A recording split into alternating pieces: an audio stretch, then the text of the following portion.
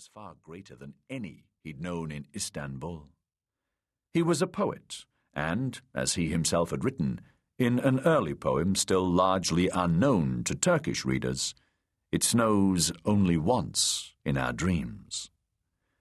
As he watched the snow fall outside his window, as slowly and silently as the snow in a dream, the traveller fell into a long-desired, long-awaited reverie. Cleansed by memories of innocence and childhood, he succumbed to optimism and dared to believe himself at home in this world. Soon afterward, he felt something else that he had not known for quite a long time, and fell asleep in his seat. Let us take advantage of this lull to whisper a few biographical details. Although he had spent the last 12 years in political exile in Germany, our traveller had never been very much involved in politics.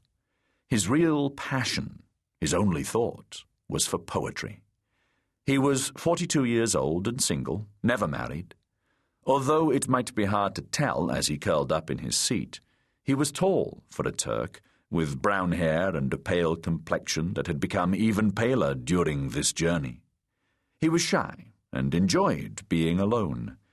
Had he known what would happen soon after he fell asleep, with the swaying of the bus his head would come to lean first on his neighbour's shoulder and then on the man's chest, he would have been very much ashamed.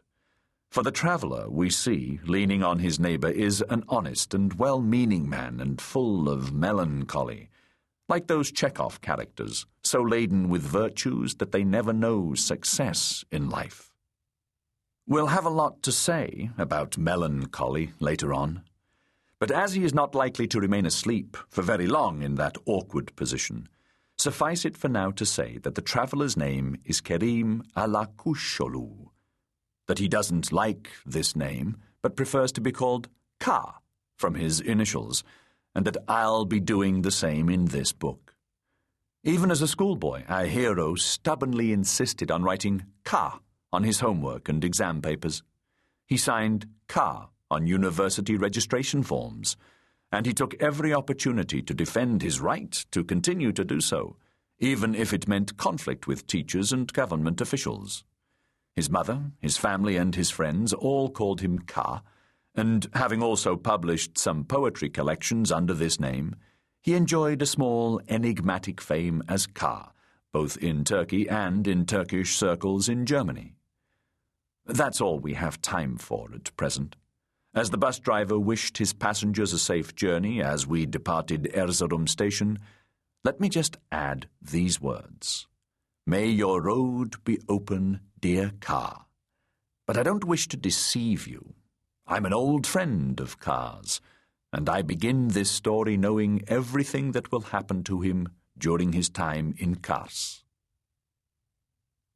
After leaving Khorasan, the bus turned north, heading directly for Kars.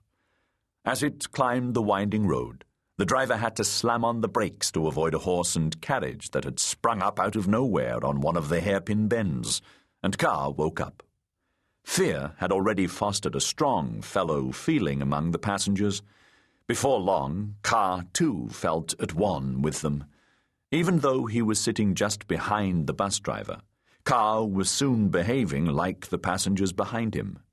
Whenever the bus slowed to negotiate a bend in the road or avoid going over the edge of a cliff, he stood up to get a better view.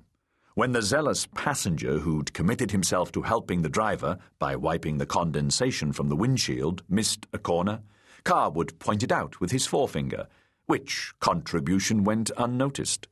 And when the blizzard got so bad that the wipers could no longer keep the snow from piling up on the windshield, Ka joined the driver in trying to guess where the road was. Once caked with snow, the road signs were impossible to read.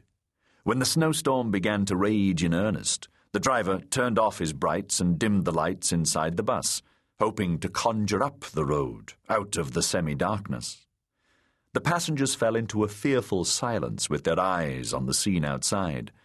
The snow-covered streets of destitute villages, the dimly lit ramshackle one-story houses, the roads to farther villages that were already closed, and the ravines barely visible beyond.